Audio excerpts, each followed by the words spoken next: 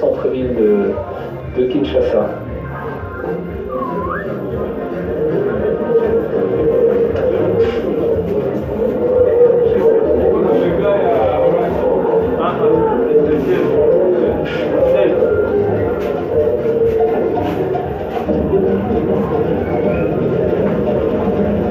Donc voilà le pape qui vit ses premiers instants en RDC sous les au moins 30 degrés sur ce tarmac.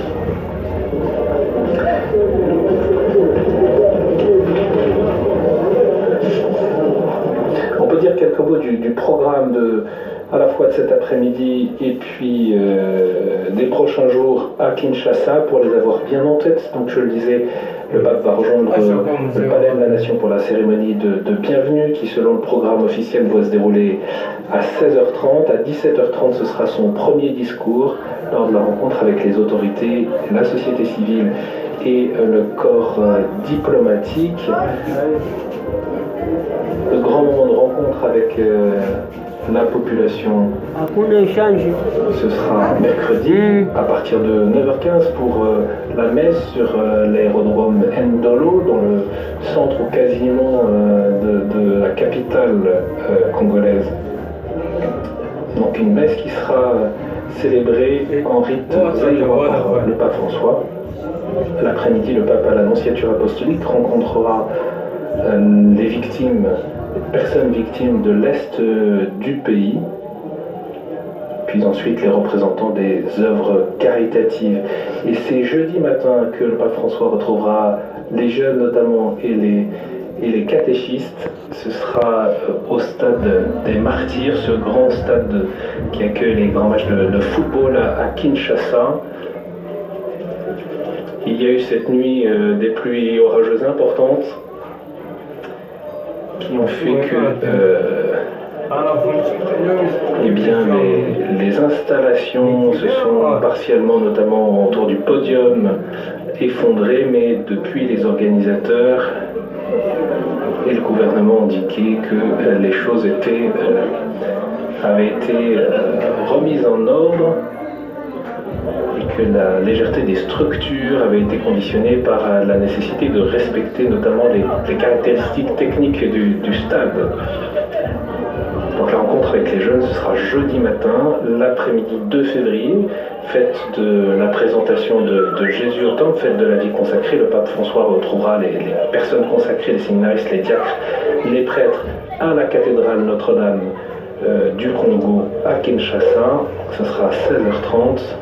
On va retrouver en fin de journée les membres de la Compagnie de Jésus, comme le pape François le fait d'ordinaire, mais une rencontre privée, ce sera à l'Annonciature apostolique le vendredi matin. Le pape François se rendra au siège de la CENCO, la conférence épiscopale nationale du Congo, donc les évêques de RDC. Ce sera à 8h30 avant de rejoindre cet aéroport de Njili. Voilà, nous avons parcouru les quelques grandes étapes de ce programme du pape François en RDC. Il s'envolera ensuite au Soudan du Sud pour un voyage également historique, notamment avec des dimensions particulières et écuméniques. Moi, je vous propose donc qu'on puisse se retrouver en direct du Palais de la Nation aux alentours de 16h30 selon le programme officiel, mais évidemment on sera particulièrement attentif pour suivre l'horaire précis d'arrivée du pape François. On le voit aux côtés là du Premier ministre pour un bref échange. Et puis nous suivrons ensuite à 17h30 le premier discours du pape sur le sol congolais.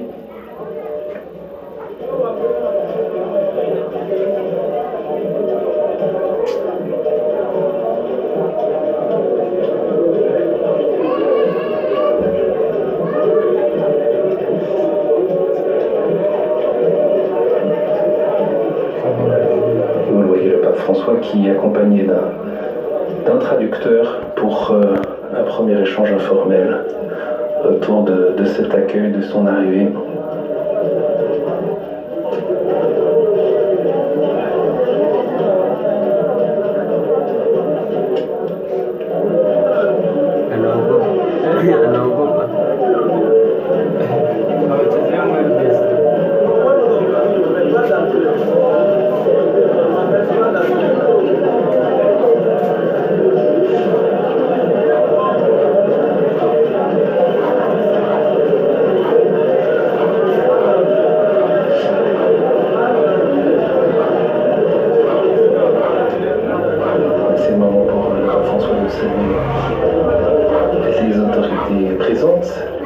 partie de la délégation officielle ici qui l'accueille.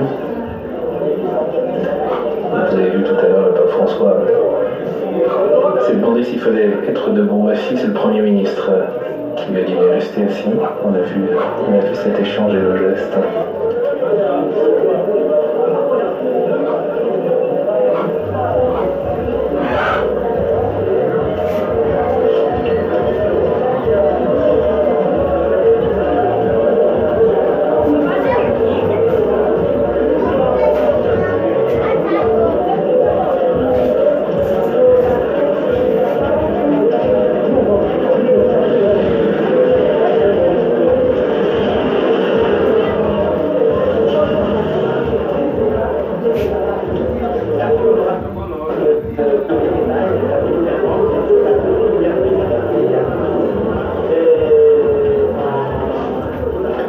On évoquait tout à l'heure ce grand pays qui est la République démocratique du Congo, 105 millions